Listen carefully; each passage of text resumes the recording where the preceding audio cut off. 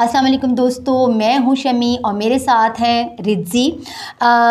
दोस्तों, जैसा कि आपको पता है कि पाकिस्तान में आज का जो सबसे बड़ा मसला है वो इंसाफ का है, जिसकी सबसे बड़ी मिसाल शहीद अरशद शरीफ हैं, जिनके घर वाले पिछले 40-42 दिनों से सुप्रीम कोर्ट का दरवाज़ा खटखटा रहे हैं सिर्फ अरशद शरीफ को इंसाफ दिलाने के लिए। और आज पूरा दिन उनकी वालदा को जो है वो मीडिया ने कवरेज दी। वो इस हालत में व्हील चेयर पर अपने बेटे को इंसाफ दिलाने के लिए सुप्रीम कोर्ट गई और जहां पर वो अपने बेटे को इंसाफ दिलाने के लिए उन्होंने वहां अपील दायर की। तो रिदा, क्या आपके नज़दीक उनको इस हालत में और मतलब मुझे नहीं समझ आती कि वो ये ठीक है कि उन्होंने अपने उनके घर से 3 शोहदा की जो है वो उन्होंने शहादत का रुतबा हासिल किया उनके अपने घर से उन्होंने, लेकिन वो इस हालत में व्हील चेयर पर सुप्रीम कोर्ट गई, जबकि उन पर बहुत दबाव है कि वो इस केस से पीछे हट जाए। तो आपका क्या पॉइंट ऑफ व्यू है कि वो अरशद शरीफ की वालदा को जाना चाहिए था सुप्रीम कोर्ट? जी, अस्सलाम वालेकुम शमीम। आपने देखा होगा आज वो व्हील चेयर पे गई, जब वहाँ पहुँची का हम सब ने देखा, आज पूरा पाकिस्तान देख रहा है कि एक कहते ना तीन शौहदा की माँ जिन्होंने पाकिस्तान को अपने 3 शौहदा दिए हैं। बिल्कुल, ये कोई आम बात नहीं। अब उनके घर में कोई मर्द बाकी नहीं रहा जो एटलीस्ट उनको भी कंधा दे सके। ठीक है, अगर आज वो जब आई भी तो मीडिया के कुछ अफराद उनके साथ थे, उनके घर का कोई फर्क नहीं था। बिल्कुल ऐसा ही है। और वो आज अदालत पहुंची हैं। एक हमारे लिए शर्म का मुकाम है कि उनको अदालत जाकर इंसाफ मांगना पड़ रहा है। उन्होंने वहाँ जाके जो उन पे गुजरी, जितना उन पे मेंटली फिजिकली दबाव है, उन्होंने वहाँ जाके सारा बयान बताया, सारा चीज़ जैसे को सुनाई कि ये हुआ अरशद शरीफ के साथ, जो वो जानती थी। बिल्कुल ठीक है ना। पहले भी हम सुन रहे थे कि मुराद सईद ने भी कहा कि जाके उनकी वालदा से पूछा जाए, मगर कोई उनसे पूछने नहीं पहुंचा। आज वो खुद बताने के लिए अदालत पहुंची है कि उनके साथ ये हुआ, उनकी बेटे के साथ और शहीद अरशद शरीफ के साथ। ठीक है ना। अब बहुत से लोगों को बहुत सी बातें नहीं पता। बिल्कुल ठीक है ना, कि अरशद शरीफ के साथ क्या हुआ। अब हम जैसे कि हम सब जानते हैं कि एक तहकीकाती टीम बनाई गई थी जिसको हमने FFT का नाम दिया। FFT means like fact finding team, जो हमारी बनाई गई थी। उन्होंने काफ़ी सारे अरशद शरीफ के शहीद होने के बाद नाजरीन, उन्होंने उनके शहीद होने के बाद काफ़ी लोगों से तहकीकात शुरू की गई। वो टीम जो है पहले कीनिया गई, कीनिया से वो UAE गई, UAE से आने के बाद उन्होंने घर आके अरशद शरीफ की फैमिली, वालदा, जो उनके जान पहचान के लोग थे जो उनसे मिल रहे थे, उन सब से तहकीकात हुई। उसके बाद एक FF रिपोर्ट बनाई गई। FFT टीम ने एक रिपोर्ट बनाई, ठीक है ना, जिसको हमने फैक्ट फाइंडिंग रिपोर्ट का नाम दिया, जिसके बाद जो है अरशद शरीफ का केस ओपन होना था। मगर जब वो चीफ जस्टिस ने वो रिपोर्ट मंगवाई कि अब इतने लेटर्स जाने के बाद, जब चीफ जस्टिस का हमारा ईमान जागा नाजरीन, तो जब वो रिपोर्ट मंगाई गई शमीम उनसे, तो उन्होंने जो हमारे क्या नाम है उनका डिप्टी अटॉर्नी जनरल जो थे, उन्होंने उस जवाब में कहा गया कि अभी जो है फैक्ट फाइंडिंग रिपोर्ट पहले राना नसारुल्लाह देखेंगे, सनाउल्लाह, उसके बाद हम आपको देंगे। राना सनाउल्लाह जो है अभी मसरूफ है ट्रैवलिंग करने में, तो पहले वो रिपोर्ट उनको दिखाई जाएगी, फिर आपको भेजी जाएगी। मुझे एक बात नाज़रीन समझ नहीं आई, ये सवाल मेरे दिमाग में भी और भी बहुत से लोग जो जानते हैं उनके दिमाग में भी सवाल सुनने के बाद उठेगा कि सनाउल्लाह ने पहले रिपोर्ट क्यों देखनी थी? बिल्कुल, उन्होंने फैसला करना था इस बात का। क्या वो ऐसी बात थी जो वो छुपाना चाह रहे थे? अब मैं आपको बताऊं, जो फैक्ट फाइंडिंग रिपोर्ट जो अभी चीफ जस्टिस आपको दी गई है, उसमें बहुत सी बातें ऐसी हैं जो काट दी गई। रिदा, मैंने और ये बात भी मीडिया के थ्रू हमें ये मालूम हुआ है कि उनकी रिपोर्ट को चेंज किया गया। बिल्कुल, जो रिपोर्ट फैक्ट फाइंडिंग टीम ने बनाई थी वो 7 to 8 पेजेस पे मुश्तमिल थी, जिसमें कि उनकी अरशद शरीफ पे जो तशद्दुद हुआ उसकी तस्वीरें भी थी, बाकी जो उनकी जो पोस्टमार्टम हुआ उसकी डिटेल्स भी थी, और बहुत सी सबसे बड़ी बात अरशद शरीफ की जो केस से जो लोग ज्वाइन हैं। अच्छा। जो हमने सुना भी, एक तो पहले हमारे बाबरा साहब हो गए, इन्होंने भी आके इनके शाफात किए थे कि अरशद शरीफ थे हमसे एक दिन पहले तक कांटेक्ट में थे, मेरी उनसे बात हुई। ठीक है ना। फिर हमारे मुराद सईद हो गए, वो भी बता रहे हैं कि उनके पास बहुत सी चीजें ऐसी मौजूद हैं जो उन्होंने जाकर चीफ जस्टिस को दिखानी है। और बकौल मुराद सईद के कि जब उनको जिस दिन फोन करके उनको थ्रेट किया गया कि वो दुबई से निकले, तो उस दिन वो मुराद सईद के साथ कॉल पे थे। बिल्कुल। मुराद सईद ने एक और बात भी बताई थी कि वो घर में भी मौजूद थे जब उनसे मिलने कोई बंदा आया था। अच्छा। वो बंदा कौन था? मुराद सईद वहाँ मौजूद थे अरशद शरीफ के साथ, उनके घर में एक बंदा आया, उन्होंने उनको थ्रेट दी, उनको बताया कि कब सब कुछ छोड़ दे, अल्लाह बला जो भी हुआ वहाँ पर। ठीक है ना। और एक और बहुत ही मेन कैरेक्टर जो है हमारे सलमान इकबाल, जो ARY के प्रोड्यूसर डायरेक्टर हैं, ठीक है ना, उनका भी कहा जा रहा था कि वो भी सलमान इकबाल जो थे अरशद शरीफ के साथ थे, उन्होंने यहाँ से अरशद शरीफ को निकलने में मदद की। ठीक है। अब नाज़रीन, बहुत से लोग ऐसे हैं जो कहते हैं अरशद शरीफ बाहर क्यों गए?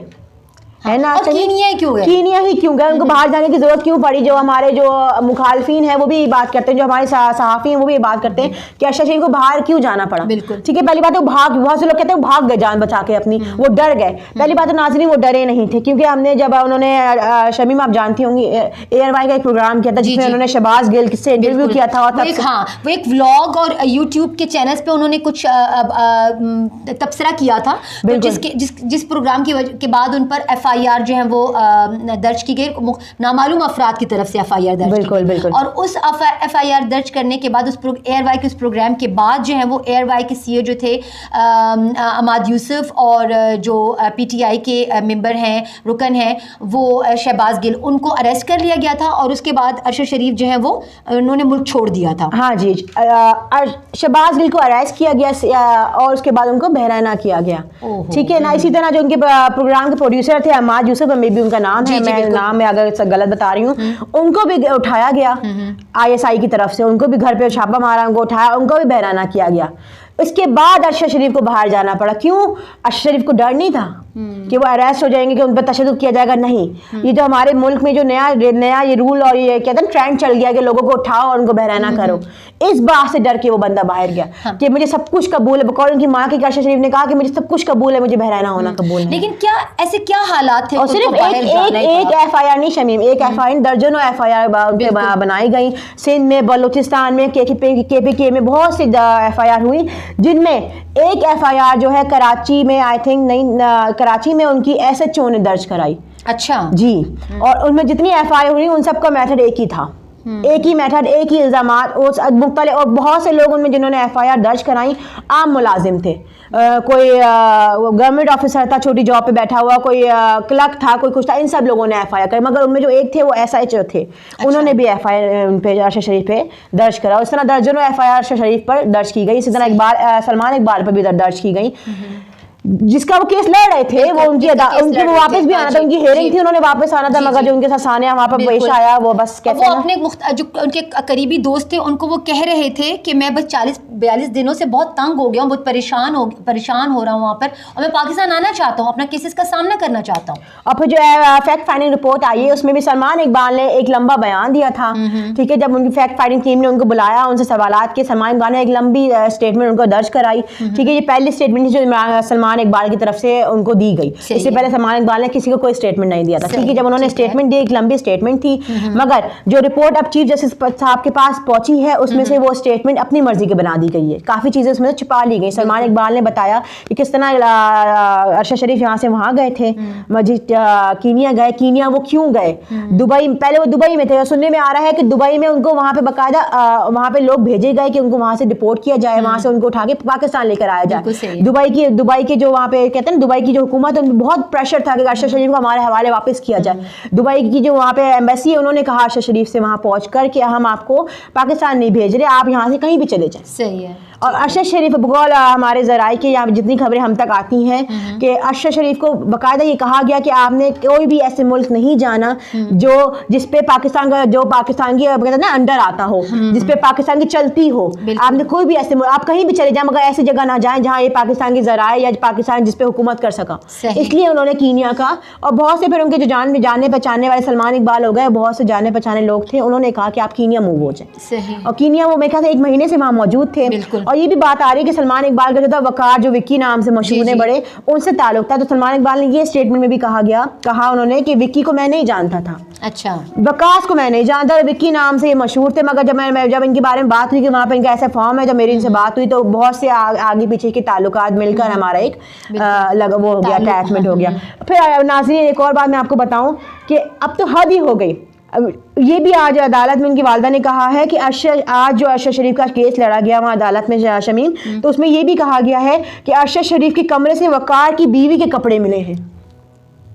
देखिए जरा आप कि अब उनकी कैरेक्टर एसिनेशन हो रही है। जो बंदा शहीद हो गया, आप उस पर इतना बड़ा इल्जाम कैसे लगा सकते हैं शमीम? कि अभी ये केस को किस तरह मोड़ना चाह रहे हैं, वो उसी तरह का हमारा खेल खेल रहे हैं जिस तरह इमरान खान गोलियां लगी, हमें पता है किस बंदे ने मारी, क्या हुआ, सारी शवाहत सारी वजाहत हमारे सामने है, मगर ये FIR तो उन्होंने काट ली, मगर वो बात अपनी मर्जी। हाँ, पहले तो ये उनके बारे में ये कहा जा रहा था कि गोलियां लगी नहीं। बिल्कुल।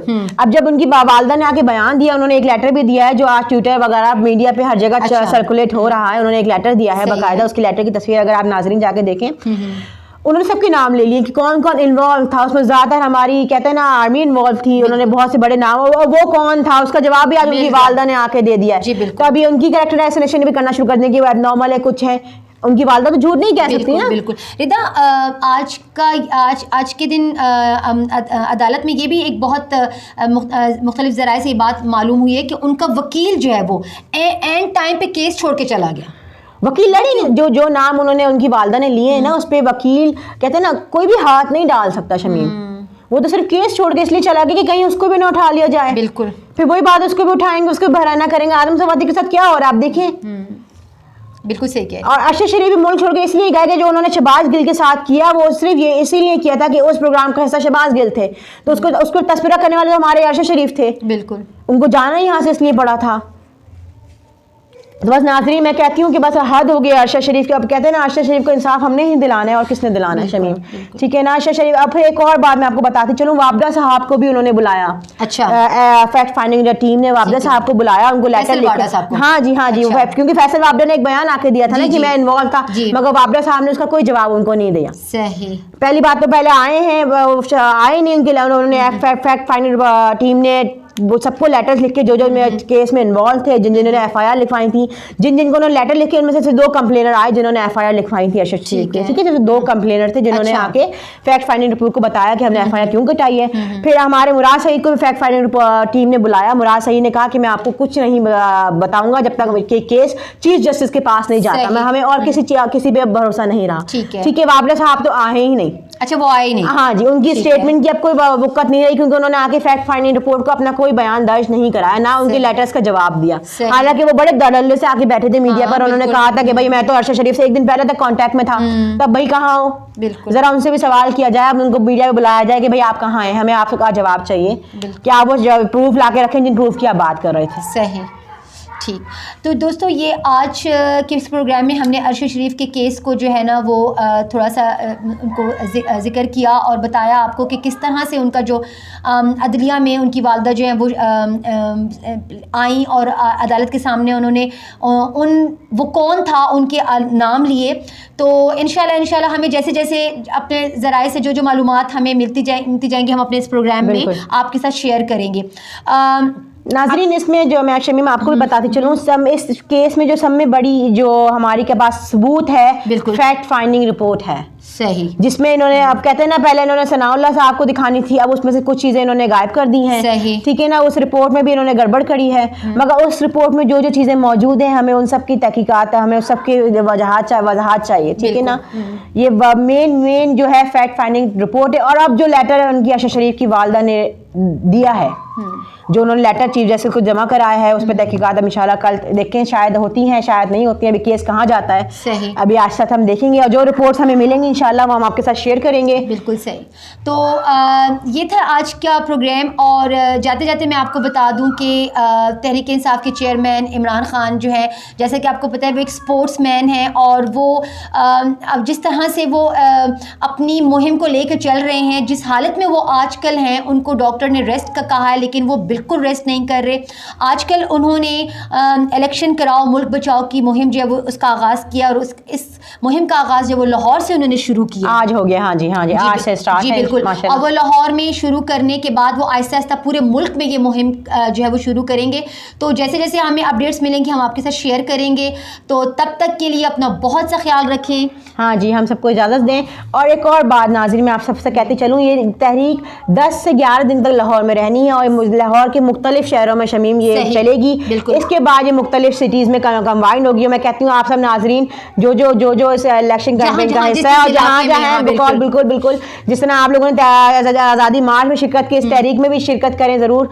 और बस वही कहते हैं ना, इमरान खान एक खिलाड़ी है, तो बस वो आवाम को, अपने सपोर्टर्स को वार्म अप रखने के लिए बस छोटी छोटी मुहिम चलाते हैं, ताकि हमारे आवाम वार्म अप रहे, वो ठंडी ना पड़े, वो उनसे टच में रहे, क्योंकि वो नुमाइंदा ही हमारा है, आवाम का है, और लौट के आवाम में ही उसने आना है। बिल्कुल नाज़रीन, अपना ख्याल रखें, बहुत सारा, हमें इजाज़त दीजिए। अल्लाह हाफ़िज़। खुदा हाफ़िज़। अल्लाह हाफ़िज़।